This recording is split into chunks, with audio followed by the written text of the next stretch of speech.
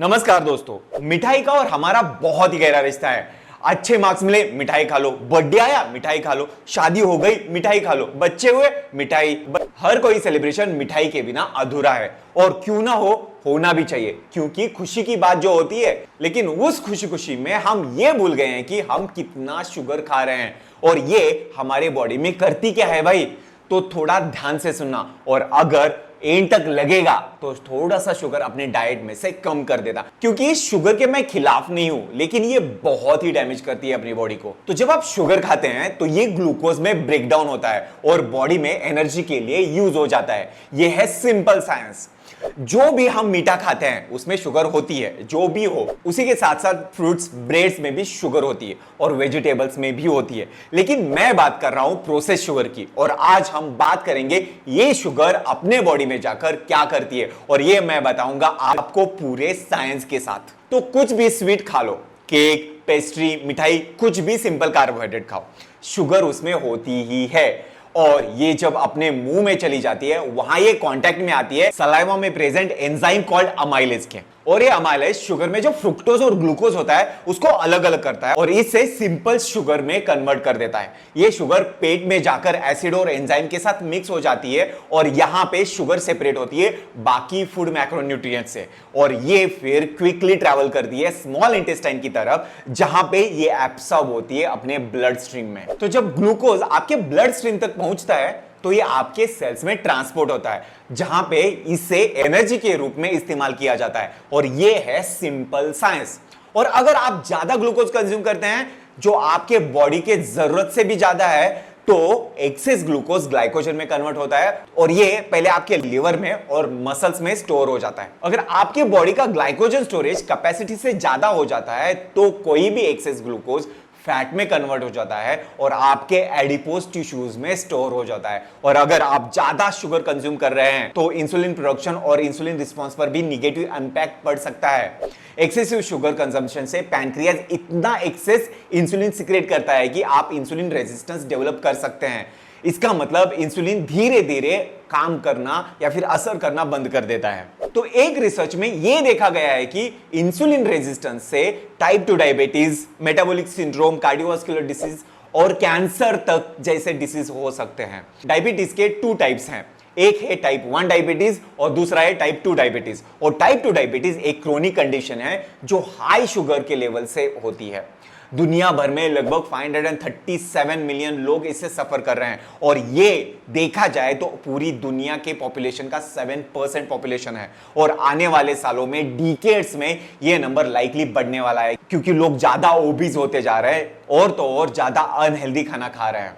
आपको क्या लगता है कि ये साइड इफेक्ट सिर्फ प्रोसेस शुगर के कारण है? नहीं, ये सिर्फ प्रोसेस शुगर के साइड इफेक्ट नहीं है, इवन नेचुरल शुगर जैसे कि हनी और फ्रूट जूसेस के भी सिमिलर इफेक्ट हैं जब उन्हें हाई अमाउंट में कंज्यूम किया जाता है। हालांकि अनप्रोसेस्ड फूड्स जैसे फ्रूट के बेनिफिट है कि इनमें फाइबर्स होता है जो शुगर के एब्सॉर्प्शन को स्लो डाउन करता है, इसीलिए जनरली बेटर कि आप फ्रूट जूसेस की बजाय होल फ्रूट खाएं। तो गाइस यहां पे हमने तो देख लिया कि शुगर का ब्लड और इंसुलिन पे क्या इंपैक्ट पड़ता है, क्या असर पड़ता है। तो चलिए अब देखते हैं ब्रेन और मूड पे शुगर का क्या असर पड़ता है। हाँ पड़ता है, तो चलो देखते हैं कि क्या असर पड़ता है। तो जैसे ही हम शुगर खाते हैं ये न्यूरोट्रांसमीटर जैसे कि डोपामाइन और सेरोटोनिन को रिलीज करता है और ये दोनों न्यूरोट्रांसमीटर हमारे मूड को रेगुलेट करते हैं। और जैसे अल्कोहल और ड्रग्स एक्ट करते हैं वैसे ही शुगर हमारे ब्रेन पे असर करती है।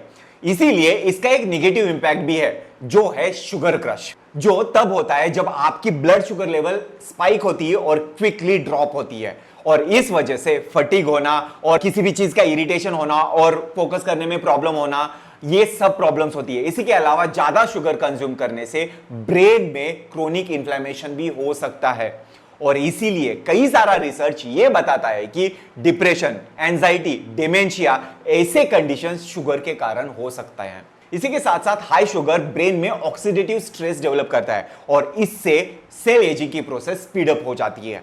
बहुत सारा रिसर्च ये भी दिखाता है कि शुगर की वजह से मेमोरी लॉस होना, कैंसर और इन्फ्लेमेशन जैसे डिसीजेस भी हो सकते हैं। हम ऐसे ही शुगर अगर कंज्यूम करते रहें और अगर कंट्रोल नहीं कर पाए वक्त के साथ साथ ज्यादा शुगर कंज्यूम करने से शुगर आपके डोपामाइन रिसेप्टर सेंसिटिविटी को भी डिक्रीज करता है। इसका मतलब यह है कि आपके ब्रेन को सेम इफेक्ट के लिए ज्यादा और ज्यादा शुगर की जरूरत पड़ती रहेगी। ये सेम प्रोसेस तब होता है जब हम कोकेन या ड्रग्स कंज्यूम करते हैं। डोपामाइन के अलावा शुगर सेरोटोनिन लेवल को भी अफेक्ट करता है।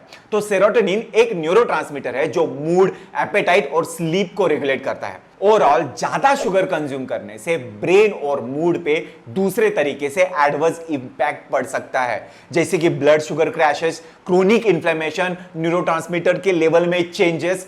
इसीलिए आपके कॉग्निटिव हेल्थ के लिए और आपके परफॉर्मेंस के लिए अच्छा ये होगा कि आप शुगर जैसे कि कुकीज, कैंडीज या फिर सॉफ्ट ड्रिंक्स जिसमें भी हाई शुगर हो उसके इंटेक को कम कर दे या फिर लिमिट में कर दे। इतना तो काफी है हमें यह समझने के लिए कि हमें प्रोसेस शुगर के इंटेक को लिमिट में करना चाहिए। लेकिन और एक रीजन यह है कि शुगर ज्यादा खाने से वेट गेन और ओबेसिटी जैसे मेजर डिसीजेस से या फिर कंडीशन से सफर करना पड़ता है।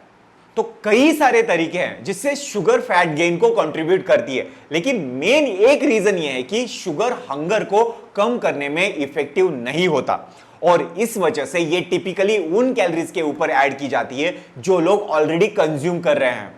और इसी वजह से ये कई स्टडीज में दिखाया गया है कि सोडाज और दूसरे शुगरी बिवरेजेस पीने वाले लोग ज्यादा वेट गेन करते हैं एज कंपेयर टू दोज वो लोग नहीं पीते। लेकिन आपको पता है एक अच्छी बात भी है, जब हम शुगर इंटेक कम करते हैं तो आप वेट लॉस इजीली कर सकते हैं। हाँ, इजीली।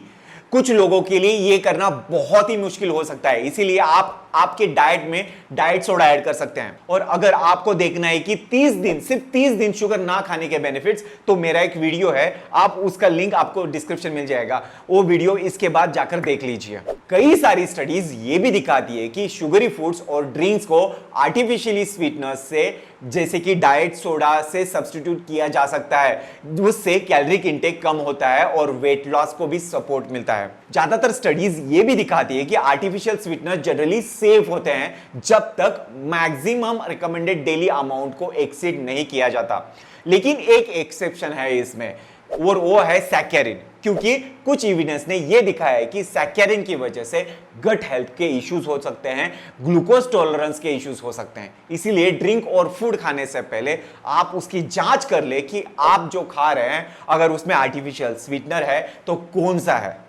इसी के साथ साथ हाई कंजम्पशन ऑफ शुगर करने से गट माइक्रोबायोम के कॉम्पोजिशन को भी डिस्टर्ब हो जाता है, जो कि भूख को बढ़ाता है और अल्टीमेटली वेट गेन का अल्टीमेट कारण बन सकता है। इसी के साथ साथ शुगर दूसरे ऑर्गन जैसे कि हार्ट पर भी बुरा असर डालता है, जैसे कि high blood pressure, high cholesterol और हार्ट डिसीज का रिस्क भी बढ़ जाता है। इसी के अलावा शुगर ड्रिंक्स डेंटल इरोजन का रिस्क भी बढ़ाते हैं, जिससे सेंसिटिविटी और डिस्कलरेशन होता है। शुगर हमें एनर्जी तो प्रोवाइड जरूर कराता है, लेकिन ज्यादा कंजम्पशन के कारण weight gain, obesity, high cholesterol, heart disease और डेंटल इरोजन जैसे इश्यूज हो सकते हैं। इसी के साथ साथ ये मूड पे भी अफेक्ट करता है, इंक्रीजिंग क्रेविंग्स, एडिक्शन, डिप्रेशन और एंजाइटी का रिस्क भी बढ़ जाता है। तो इसीलिए ऑप्टिमल हेल्थ के लिए आपको करना क्या है, शुगर के इंटेक को थोड़ा सा आपके लाइफ में से, डाइट में से कम करना है और उसी के साथ साथ आपकी लाइफ बहुत हेल्दी हो जाएगी। तो ये ट्राई कीजिए और कमेंट बॉक्स में मुझे बताइए कि अगर आप ज्यादा शुगर खाते हैं तो किस तरह से आप रिड्यूस करना चाहते हैं, और मेरा शुगर वाला वीडियो देखना मत भूलना। तो आई होप गाइज ये वीडियो आपको बहुत पसंद आया होगा। अगर पसंद आया है तो like, share and subscribe, share किए बिना मत जाना। तो मिलते हैं अगली वीडियो में, तब तक के लिए धन्यवाद।